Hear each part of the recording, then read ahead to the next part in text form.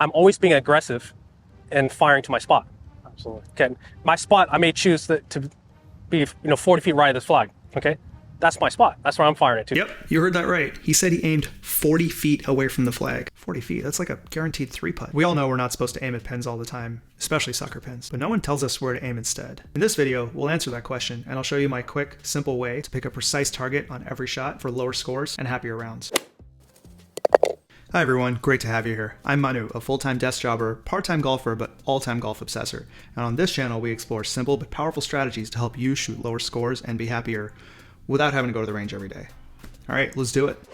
It wouldn't be an Upbeat video without a framework, so here's what we're doing today in 3 easy steps. First, we're going to talk about shot dispersion. Just a quick primer to talk about what flashlights actually have to do with aiming at targets. Then we'll talk about how to aim, or point the flashlight if you will. I'll walk through a handy tool I built that makes this super easy to figure out exactly what numbers for different kinds of shots. We'll also talk about some of the hazards to watch out for, and we'll do a couple of examples. And then in step 3, we'll discuss the watchouts, or flashlight troubleshooting if you will. This covers when not to use a flashlight, and there's also a warning about when things might go wrong and what you can do about it. Let's get going. First, let's get clear on shot dispersion. Now, if you've ever been to a simulator or used a range with TrackMan, you'll notice that when you hit a bunch of balls to a target, they form a bit of a scatter pattern around that target. This could be looking like a circle, or an oval, or a wonky oval, but there is a pattern. This is your shot dispersion. You'll also note that this pattern tends to be a little wider the farther away you are from the target, because longer shots are usually less accurate. Now this next part seems kind of basic, but it's really important for your scores and your sanity. The reason for the shot dispersion is because on every single shot, something is different. In fact, there are many things that are different. From conditions like the lie, the slope that you might be standing on, the ground softness, the wind, through to the stuff that is kind of in your control, but not fully, like your muscle tightness, what's going through your head at the time, which club you're hitting with, how much force you're going to apply.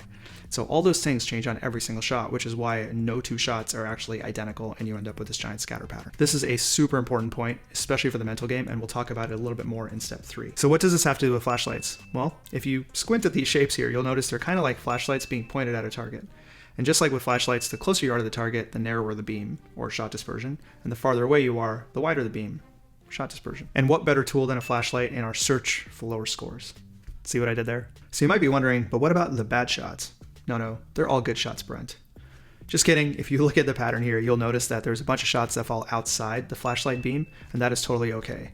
The flashlight formula is about planning for the average expected situation, not the worst case scenarios. So the rule of thumb I like to use is about 80%. Where do 80%-ish of my shots land? That is what my flashlight beam looks like. So now the question is, how do we point this flashlight? And there's 2 parts to this. First, how wide is that flashlight beam from the distance we're standing at? And second, what does the general target area look like? Meaning, what are some of the hazards there? What are some of the other contours and stuff we need to keep an eye out for? To figure out the flashlight beam, what we want to know is how wide our dispersion is at different distances. Now, if you have access to a simulator or TrackMan, you may have these numbers already. And if you do, fantastic. The only key is to make sure you have these numbers by distance and not just by club, because they might vary depending on how you're trying to hit the club. If you don't have a simulator, it's not a big deal at all. I don't have a simulator and I just use some good baseline numbers. I put together this handy tool that you can use to figure out your flashlight beam, or I like to call it flashlight factor. When you click the link in the description, it'll take you to this page and I'll ask you to make a copy for yourself. So hit that button. Once you're in the tool, it's really easy. I've got a nice little 3-step guide here on how to use it, but let's walk you through it right now.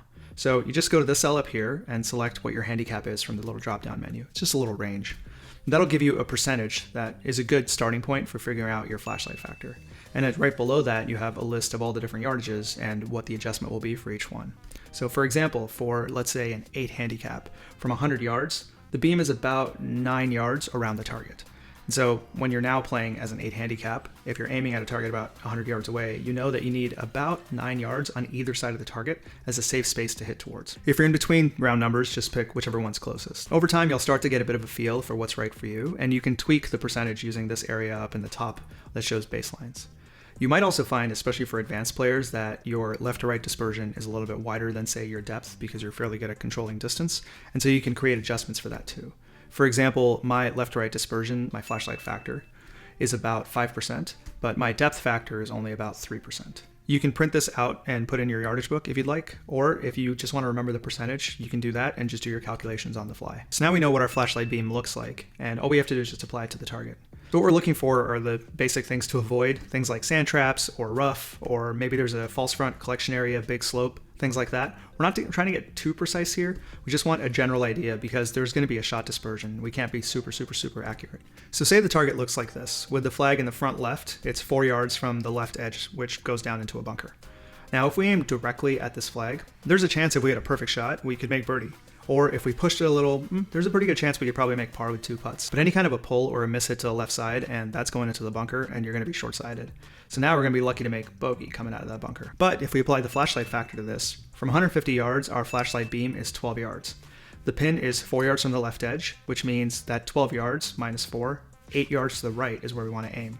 Pretty straightforward. You can kind of imagine this in your mind and think about, okay, 12 yards from the middle of where I'm aiming needs to be no trouble. And with this, there's still a chance that we might still make birdie if we end up hitting the ball a little towards the left side of our shot dispersion, or if we make a medium-sized putt. And the most important part is we've taken bogey out of play, which means you're not recovering as you walk to the next hole after having missed a short-sided bunker shot. Flashlight factor also works for driving and laying up. All you do is figure out where your target distance is, look up your flashlight factor, set your correct flashlight target, and let her rip. Let's do a couple of real life examples. So here we have the second hole at Poppy Hills Golf Course down in Monterey, California, and it's a 140-yard par 3 from the white tees. So let's assume we have a 10 handicap player. If you look up the 140-yard flashlight factor, it's 11.2. So what we're looking for is 11.2 yards or 11-ish yards on either side of whatever target we're aiming at to make sure that we're in the clear. Now, if the pin's in the center, it looks like a pretty good spot to just aim directly at the center of the green. There's a little bit of trouble on the left-hand side if you end up a little short, but given our flashlight factor of 11.2 and seeing where the ball might end up, it seems like the best spot to aim at is directly at the center of the green. Now, what if the pin was moved towards the right, about 5 yards from that right side bunker? An easy way to figure this out is by looking at the flagstick and estimating how far away it might be from the edge or the bunker. Flagsticks are usually 2.5 yards long, so it's a reasonable estimate to kind of guess how far away the pin might be from the edge or from any trouble if you can see it from where you're at. Otherwise, you can also do some triangulation using your rangefinder and or maybe you're using an app. We're not looking for something super precise here. This is not the US Open. Now it's pretty obvious that you don't want to shoot directly at the pin because there's a pretty big chance you could end up in that right side bunker. Instead, a better spot, again, is either short and left of the pin, or you could go farther back, but the smarter shot seems to be short and left of the pin. With that 5-yard distance from the edge and that flashlight factor of 11.2, it makes sense to aim 6-ish yards, 6.2 yards, 11.2 minus 5. 6.2 yards left of the flag, and possibly a little bit short to not bring that left bunker into play. And finally, the last example is with the pin in the back left, also called a sucker pin. Now, in this case, it's 4 yards from the edge, and with our 11.2 flashlight factor, what we want to do is move it 11.2 minus 4, so 7.2 yards to the right. So on this one, we'll be aiming about 7 yards right of the flag. And as we do that, we see that it ends up with a bunch of open space, so we can just aim at that kind of backside of the green and we should be okay. Let's do a driving example for good measure. So this here is the very next hole at Poppy Hills, the third hole, par 4. So for a 10 handicap, let's assume this 10 handicap usually hits at 270 yards. Nice average. At 270 yards for a 10 handicap, the flashlight factor is 21.6. So we want to make sure is looking out into the fairway at about 270 yards, which you can calculate from whatever GPS app you might be using, how much space is there on either side of whatever target you're aiming at. In this case, we want about 22 yards on either side. Looking at the map, it looks like there is that space, so you probably just aim for the center of the fairway here. If for some reason the 270 mark was in this bit of a choke point here in the fairway, it might make sense to not hit a driver and lay up instead because there's not really enough room for that flashlight factor of 21.6 times 2, so 43, 44 yards to give us a good enough landing spot. So in that case, it might make more sense to either hit a 3-wood or to take the risk if it's a calculated risk. Okay, now let's talk about the 2 biggest watchouts. And if you're finding this useful, do you mind just using the like, subscribe, or comment fields to let me know? I've just gotten started on this channel. I'd love any feedback. Thanks. All right, let's keep going. On to watchouts. So the first watchout is when not to use the flashlight formula. And the answer is whenever you need to make birdie or par or whatever it might be that you're hitting for. If you absolutely need to get one putt and get real close to the hole, absolutely, you need to drop the flashlight formula. The second watch out is actually when you end up getting overconfident. You'll be using the flashlight formula, things will be going super well, and that's when the voices in your head will start to kick in. Like you'll get to a hole with a pin tucked behind a bunker, and the little voice in your head gets greedy and goes, psh, I'm on fire today, we're going right at it. Or maybe on another hole where you have to aim 7 yards away from the flag, and that little voice goes, 7 yards is 20 feet. I'm never gonna make birdie from 20 feet. Let's go right at it. Maybe you are on fire, and if you are, absolutely go for it. But odds are you're probably not. And if you got this far picking smart, precise targets using the flashlight formula or whatever other formula you want to use, then that's probably what we should carry on with. But remember what we said in step 1 about shot dispersion? Every shot is different because of the conditions and your swing. Some of these things you just can't control. You chose this flashlight factor before you started playing in an objective, dispassionate state because you knew it was the right number for you. So sticking with it is how you're going to stay patient and end up with really good scores. Just like Tiger said at the beginning, 40 feet. He aims 40 feet away from the pin. I wonder if he uses a flashlight formula. I haven't heard him say he doesn't. That's all for today. Check out this video if you haven't yet. A lot of people requested it. And that flashlight formula spreadsheet is in the description. All right, keep hanging out being cool. See you next time.